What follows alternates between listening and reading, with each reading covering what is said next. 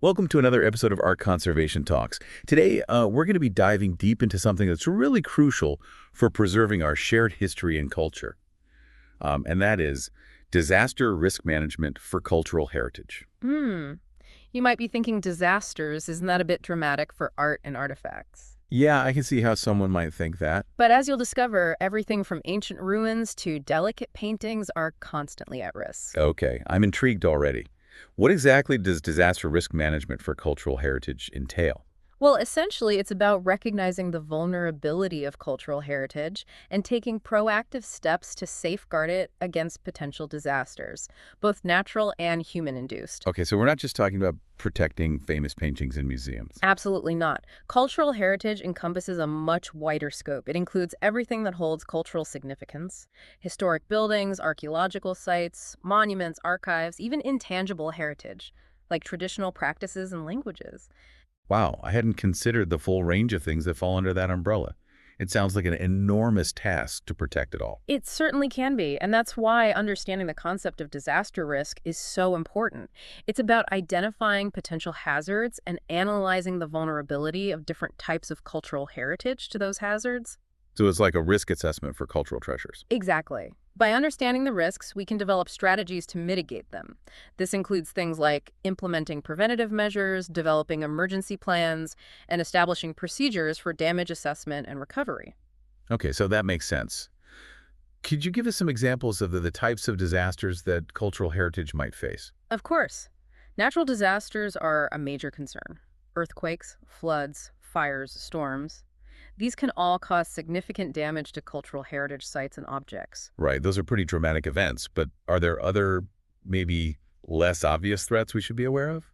Definitely. Human-induced disasters are also a significant concern. This can include things like armed conflict, theft, vandalism, even accidents, caused by improper handling or storage. It's alarming to think about all the different things that could pose a risk. But why is all of this as so important? I mean, beyond the obvious that we don't want to lose these precious things. That's right. It's about more than just protecting valuable objects. Cultural heritage is a testament to human creativity, history, and identity. It connects us to the past and inspires future generations. Losing it would be like losing a part of ourselves. That's a powerful way to put it. I'm starting to understand why protecting cultural heritage is so crucial. So how do we actually manage these risks in a practical way? Well, there are several key strategies involved in disaster risk management, and they all work together to create a comprehensive approach. Okay, I'm ready to dive into those strategies. What's the first step? The first step is prevention. This involves taking proactive measures to avoid or minimize the likelihood of a disaster occurring in the first place. So being prepared before anything happens. Exactly. This can involve a wide range of activities depending on the specific risks and the type of cultural heritage we're trying to protect. Could you give us some specific examples of what prevention might look like? Certainly. Implementing fire safety measures in museums is a key example. Regularly inspecting and maintaining historic buildings to prevent structural deterioration is another. And ensuring that objects are properly handled and stored to avoid accidental damage is crucial as well. Okay, so it sounds like prevention involves a lot of careful planning and attention to detail. What's the next stage in disaster risk management? The next stage is mitigation. This focuses on reducing the potential impact of a disaster if it does occur. So it's about minimizing the damage as much as possible. Precisely. This could involve reinforcing buildings to withstand earthquakes or installing flood barriers to protect against rising water levels. It also includes developing evacuation plans for museums and cultural institutions, so staff know exactly what to do in an emergency. That sounds like a lot of what-if thinking. Are there any other key strategies involved in disaster risk management? Yes, the next stage is response. This outlines the immediate actions that need to be taken during and after a disaster to protect human life and minimize damage to cultural heritage. So it's about having a clear plan of action for when a disaster strikes. Exactly. Response plans need to be carefully developed and regularly practiced so everyone involved knows what to do. This might include things like activating emergency procedures, evacuating people and objects, and starting initial damage assessments. It sounds like response requires quick thinking and coordinated action. What happens once the immediate danger is passed? Then we move into the recovery phase. This involves the long-term process of repairing, restoring, and rebuilding after a disaster. Okay, that sounds like a complex and potentially lengthy process. What does recovery entail? It can involve a wide range of activities depending on the extent of the damage. It might involve stabilizing damaged structures, conserving or restoring damaged objects, and reconstructing lost or destroyed elements. So it's about putting the pieces back together and bringing cultural heritage back to life. Exactly. Recovery is about more than just physical repair. It's also about restoring the cultural significance of the heritage that has been impacted. This has been a really eye-opening look at disaster risk management. I'm starting to realize that preserving cultural heritage is a much bigger, more complex issue than I ever imagined. It certainly is. It requires a multifaceted approach involving experts from various disciplines, government agencies, local communities, and even individuals like yourself who are passionate about preserving our shared heritage. So we all have a role to play. Absolutely. And by understanding the principles of disaster risk management, we can all contribute to safeguarding cultural heritage for generations to come. So you've given us a really comprehensive overview of the different stages of disaster risk management. Now I'm curious about how we can apply this knowledge in practical ways. Like, what can individuals do to help protect cultural heritage? That's a great question. There are many things that individuals can do even without specialized expertise. One of the simplest but most important steps is to become more aware of the risks and vulnerabilities of cultural heritage. Okay, so educating ourselves about the potential threats. Exactly. Learn about the different types of disasters that could impact your community and familiarize yourself with the cultural heritage sites and objects that are most at risk. All right, so that's a good starting point. What else can we do once we have a better understanding of the risks? Well, you can support institutions and organizations that are working to protect cultural heritage. Museums, historical societies, preservation groups. These organizations are on the front lines of protecting our shared legacy. I can see how that would make a difference. How can we support those organizations? There are many ways to contribute. You can volunteer your time, donate to their cause, or simply spread the word about the importance of their work. So even small actions can have an impact.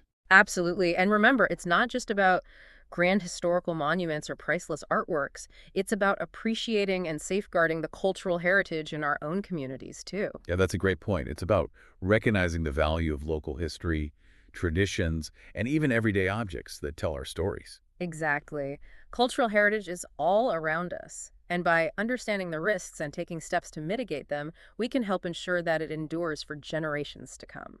You've inspired me to learn more about the cultural heritage in my own area and find ways to get involved. What are some of the most pressing challenges facing disaster risk management for cultural heritage today? One of the biggest challenges is the increasing frequency and intensity of natural disasters due to climate change. As extreme weather events become more common, cultural heritage sites and objects are facing greater threats than ever before. That's a sobering thought. Are there any specific ways that climate change is impacting cultural heritage? Well, we're seeing a rise in coastal erosion, flooding, and wildfires, all of which can severely damage or destroy cultural heritage sites. Extreme temperatures and humidity fluctuations can also cause deterioration of delicate materials, like paintings and textiles. So climate change is a multifaceted threat to cultural heritage. Are there any other challenges that we need to be aware of? Yeah, limited resources are another major obstacle. Protecting cultural heritage requires funding for conservation, research, training, and emergency response. And unfortunately, these resources are often scarce. So it's a constant battle to secure the funding needed to adequately protect cultural heritage. Unfortunately, yes. And this is where public awareness and advocacy become crucial. The more people understand the importance of cultural heritage and the threats it faces, the more likely we are to see increased support for its protection. I can see how raising public awareness would be a powerful tool. What are some other challenges facing disaster risk management for cultural heritage?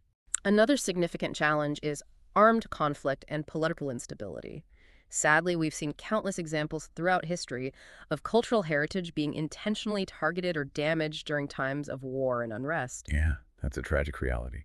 Are there any ways to mitigate the risks to cultural heritage during times of conflict? International cooperation and the development of legal frameworks that protect cultural heritage during armed conflict are crucial steps.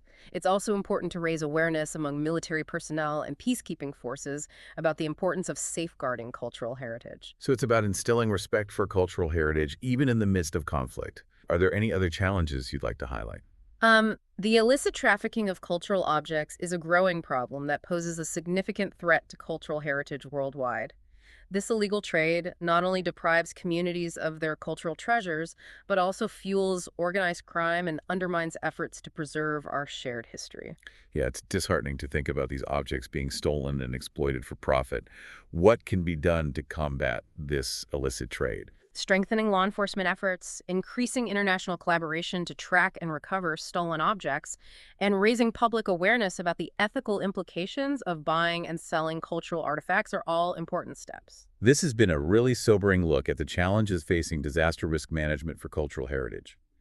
But amidst these challenges, are there any glimmers of hope? Are there any positive trends or innovations that are giving you cause for optimism? Absolutely. Despite the challenges, there are many reasons to be hopeful about the future of cultural heritage preservation. One of the most exciting developments is the increasing use of technology in disaster risk management. That sounds promising.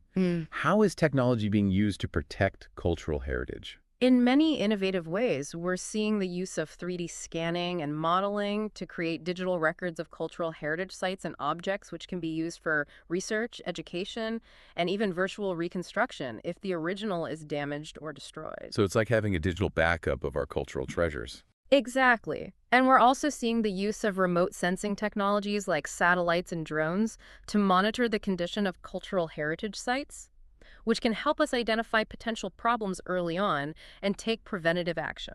It's amazing how technology is giving us new tools to safeguard our heritage.